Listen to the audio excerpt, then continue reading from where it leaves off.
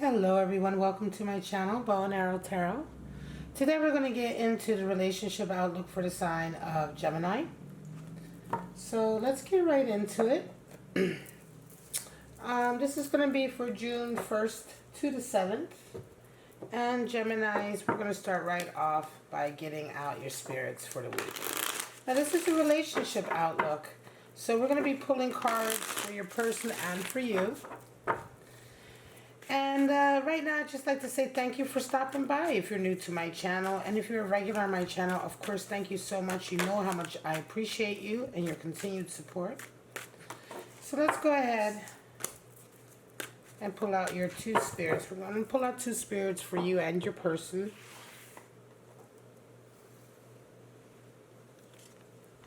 Spirit of the Anchor. Spirit of the Stranger. Alright, so cautioning, right? Spirit of the Stranger is all about caution, and the Anchor we're talking about, well, the Anchor, you think right away, Spirit of the Anchor, something weighing you down, right? But here in this Oracle deck, we're talking about investment, security, stability. So Spirit of the Anchor here coming in that way for you, right? At the same time, you have Spirit of the Stranger. Talking about cautioning and warning and danger, and perhaps energies coming into you from people that you really don't know very well, but we won't know a lot until we get into the rest of your spread. So let's get into your animal spirits. Animal spirits speak much more to the primordial archetypes that we all share, and so I always love to consult the animal spirits when we're doing a love reading or a specific reading like a career reading. Show me what's going on. It's Gemini, June 1st to the 7th. The cheetah, beautiful, and the zebra. Or for all of my brothers and sisters in England, the zebra, right? Both are fire elemental animal spirits. Strong personalities here.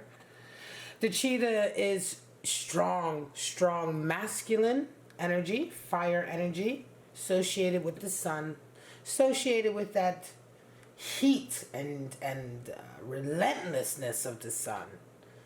You ever been in the sun, somewhere on a hot day and it's like there's no clouds in the sky and the sun feels relentless.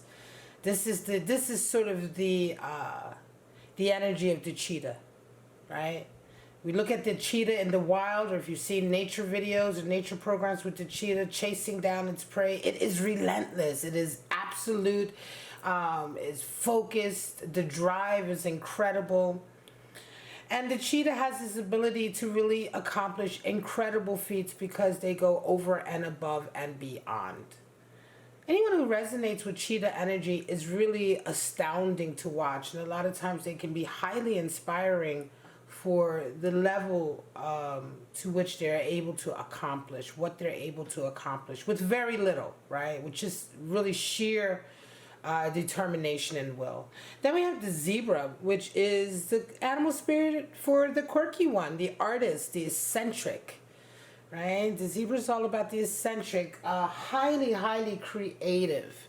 This is really, when I think of the zebra energy people, I think of, quirky people, right? People who are fiery, they're quirky, and they are truly have an artistic talent. It isn't just that they have this quirkiness about them. They are also truly gifted in a very creative way.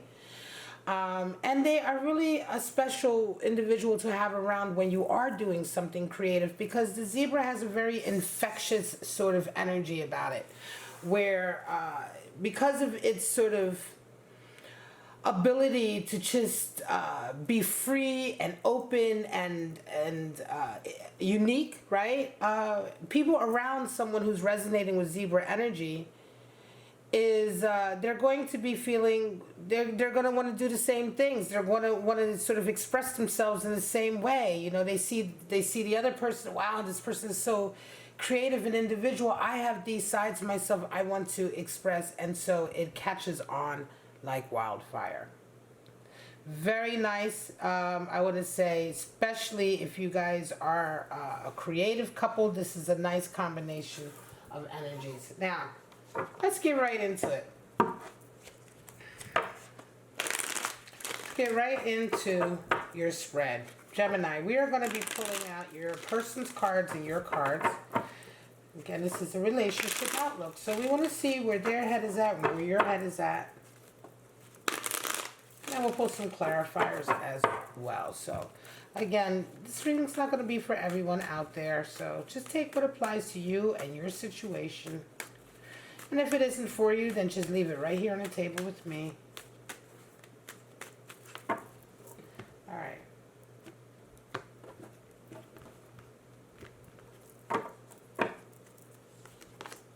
Your person is resonating with death and you are resonating with the Tower. Wow. They see you as an Ace of Wands and you see them as an Eight of Swords. They desire Four of Swords, you desire Eight of Wands. And what needs to happen for them is Eight of Cups, and for you, Five of Cups. Wow. A lot of eights. Boundaries are a problem. Queen of Cups at the bottom of the deck. Well, there's been issues, definitely issues here in this relationship. The only cup cards that are showing up are cards of loss and despair. Eight of Cups and Five of Cups. Someone is feeling very sensitive. I think it's you, Gemini. Queen of Cups at the bottom of the deck. Let's go ahead and get right into this. Death and the Tower. Look at these two cards coming up. How, you know... So your person is resonating with death, change, and loss. They are going through loss, feeling of loss. That's what death is. That's what the death card is. And a lot of times we talk about the death card in tarot being all about transformation. Yes, the result, ultimately, the final product is a transformation. The final outcome, rather, is a transformation. But death in and of itself in the tarot represents loss. And it represents the loss of something, the leaving of something behind, the parting of something, the dying of something. And then, of course, the making room for the new, which is the transformation. But this is a very difficult time for your person. You are dealing with the Tower, and you are having in and of yourself a huge, poignant moment right now where you are really being shaken to your core. Your ideas about life, everything you've really held on to is all being really shaken.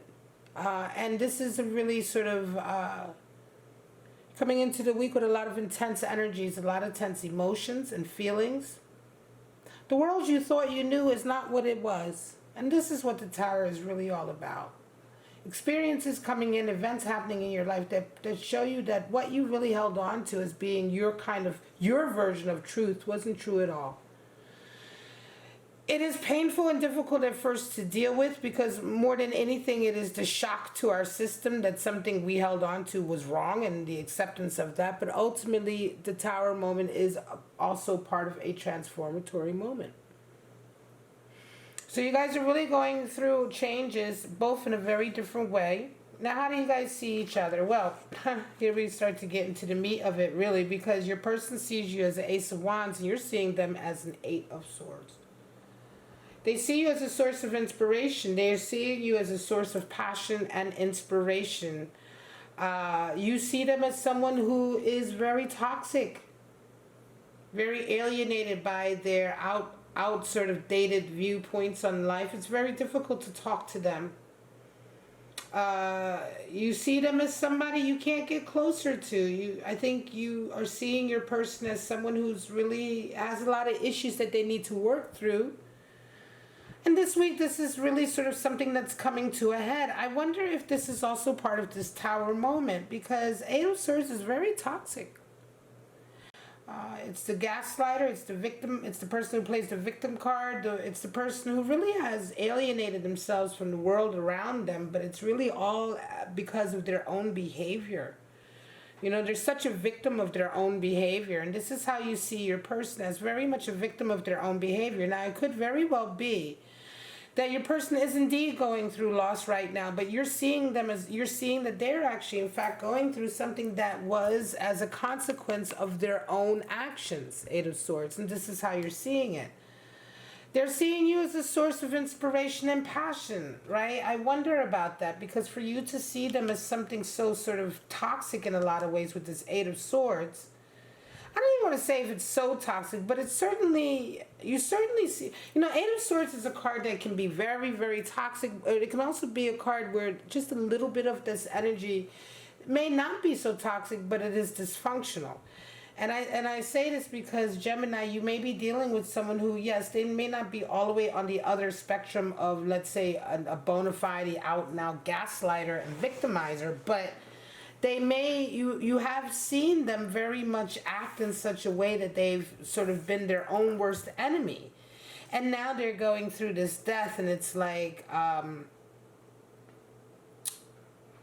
you're seeing that. And I wonder if this is a cyclical thing for you, because with Queen of Cups being here, this really indicates to me, Gemini, that this is a reading for a Gemini who is very sensitive and also very empathetic. And I wonder, because for you to see them like this, right, to see them really being the creator of their own sort of difficult experiences, and for them to see you as a source of strength and passion and fire, can it be that this is part of the challenge in this relationship, which is that you're dealing with somebody who's taking it for granted that you are sensitive. They're taking for granted that you are passionate.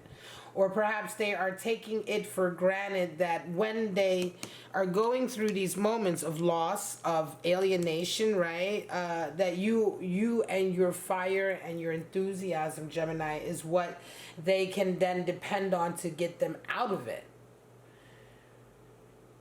They see you as an Ace of Wands. We're going to get some clarifiers. Now, what is the desire? They desire to be able to salvage this all. Something has the loss has happened, but they desire to salvage it. This may be someone that you've broken up with, Gemini, and this week you're kind of dealing with the last little residue of it. Because your person very clearly, very much in line with this Eight of Swords, which is like, Eight of Swords, by the way, again, is also someone who doesn't really take responsibility for their actions, and they also don't take responsibility for their experiences. They very much feel like the whole world is out to get them. But it makes perfect sense that for them, they're wanting to sort of strategize their way out of this, or sort of somehow, I want to say, fix this in some planning way, to plan their way around fixing this, right? Fixing what's going on here between the two of you, Four of Swords. It's very strategic. So it could very well be that you're dealing with somebody who is willing to manipulate you, right? They're willing to a certain degree, or manipulate. Four of Swords is not about manipulation, but it is about strategy. And so for somebody to be very strategic about sort of what they're wanting to accomplish with you, and you see them as such a sort of, I want to say not damaged, but sort of narcissistic to a degree individual, then this desire to fix things here through strategy feels like manipulation. You fix things through fixing yourself, right? If there's a challenge here because they are, because they have these very toxic ideas that they are running with, then fixing whatever challenges in this relationship is not down to making the right sort of moves. It's down to sort of them fixing themselves and kind of, dealing with this toxicity that they carry. Your desire, Eight of Wands. This is interesting. You have a desire to be. Well, Eight of Wands is a lot of information coming in. So why would you desire this? I think you desire to know more about what is going on. Right? I think things have been very confusing. You are coming in on the end, on the tail, well, you're coming in on a Tower moment energy. Maybe not even the tail end. I was going to say the tail end, but it may not be the tail end. It may have just happened. In any case, I feel like you're desiring much more information. Eight of Wands is an overload of information. You may be indeed kind of reeling from this Tower moment and overloading yourself currently with information. Or with, I want to say, energy from your person. This feels like a level of codependency is here that really needs to be broken. Um, Let me move forward. Let me get some clarifiers. I feel like, yeah, I feel like this is a back and forth relationship. You know, there's an issue here with boundaries because we have 3 8s: 8 of Swords, Wands, and Cup. 8 is the number for strength, and it's also the number for boundaries in the tarot. And it's like, you guys, the two of you, you know, your person, you see them as an 8 of Swords, which is someone who is really sort of alienated themselves. They've created too many boundaries around themselves between them and the other outside world because of their outlook on the world, right? Like somebody, imagine an example of this is somebody who's very sort of like hateful. You know, they have very sort of like, you know, small ideas about people, and you know, they're not very tolerant. They're not very easy to speak to, and then nobody wants to talk to them, right? This is a typical 8 of Swords energy. You know, the energy they put out there is so nasty and gross and awful to be around. And then when nobody wants to be around them, they kind of are like, well, look, nobody wants to talk to me. It's all your fault, or it's all everybody else's fault. You know, so it's like, this is what I'm saying. This individual, to a certain degree, you see them as such. And so for them, you know, they've put too many sort of borders up. For you, then, we have more 8 here. 8 of Wands. It's like, you're allowing too much in. You're allowing too much information in. You're allowing too much energy in. You haven't put up enough boundaries. Here we have somebody who's put up too many sort of boundaries by the way they think and conduct themselves.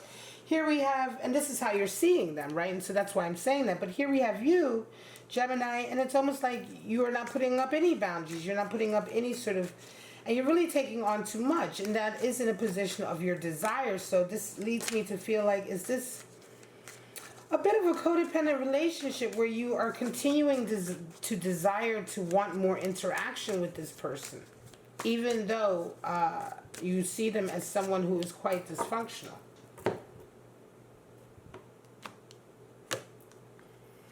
All right, let's pull some clarifiers out and we will see what is what here.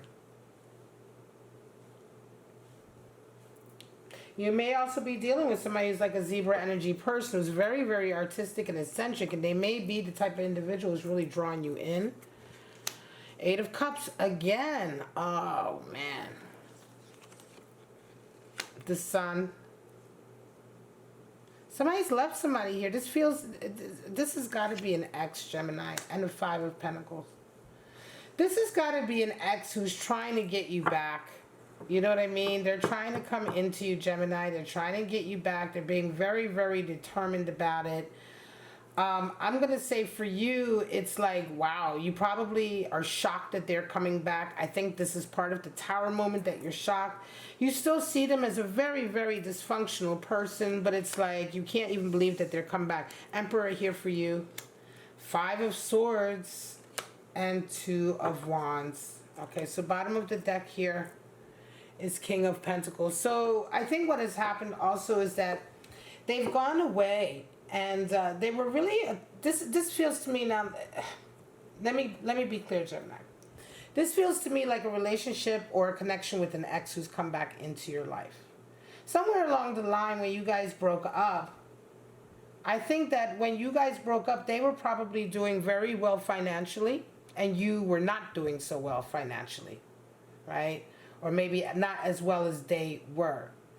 I think at the time when the breakup happened, I'm not going to say who left who, but it was probably a difficult breakup on both sides, very messy. And a lot of it, of course, was down to the fact that they were very, very toxic and difficult to deal with.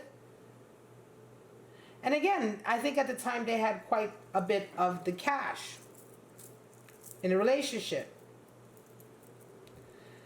Then you guys broke up, and now they're coming back. And I think they're coming back on the heels of a financial issue because 5 of Pentacles has come in. You definitely left them. 8 of Cups has shown up twice for them. They have been left twice now. This has came in a position of what needs to happen. The separation, the leaving them needs to stay in place. They need to really get it through their head. This may be somebody that you've broken up with before and you kept coming back to them, right? And this time you've broken up with them. And I think this could be one other aspect, Gemini, that they are thinking that, oh, well, I'll get my Gemini back. In any case, I feel like they're coming back now things have been changed. Things have really changed for them. They've gone through a loss most recently with that death, and more importantly, they've gone through a Five of Pentacles moment. So I believe, it feels strongly to me that this is an ex, like I said, who, when you guys probably broke up or split up or had, you know, your separation, they were doing great. But now that they're not doing so great, now that they are suffering at the hands of a financial upset, I think they are trying to come back to you. And again, Ace of Wands. Eight of Wands is overstepping the bounds. They're trying to come back to you and drain your energy and take your energy and pull your energy again to lift them up. And what needs to happen is Eight of Cups. And this has come out in that position for them, because what needs to happen for them is they need to just suffer with you leaving them. Right? They need to just suck it up. And you know what I mean? And not just come back now because they're trying to be strategic or their money situation is effed up. Meanwhile, for you, Gemini, your money situation is doing quite well. You have you have Emperor here, which means that you have definitely been manifesting abundance. Here we go, King of Pentacles, also at the bottom of the deck for you. So King of Pentacles and Emperor energy. Yes, if you were the one who weren't doing so well financially before when you were with this individual, you definitely resonated up with that King of Pentacles energy, right? And then you have an Emperor in your life, which means certainly you have Emperor energy here, which means I want to say abundance and determination and dominance in your field, in your area. It can also be, Gemini, that you have a new lover in your life, and that lover is Gemini. It's the Emperor. Could very well be that this is your divine masculine in your life, maybe. But again, my readings are not gender specific, and so I think that more than anything, Emperor really talks to the fact that, Gemini, you have very much established your life and your authority, your abundance, your ability to achieve success in and of yourself, as since the time you've been with this individual. Five of Swords is coming in, and it's like, yeah, you're still, there's still a battle with them, and you don't care. You're like, you lift your hands and you're like, you win. Two of Wands, you're wanting to move forward, and there is some grief here. What needs to happen with you is you really need to let go of the past. Five of Cups.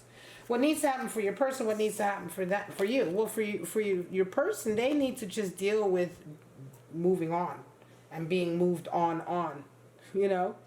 Right? They need to just deal with it.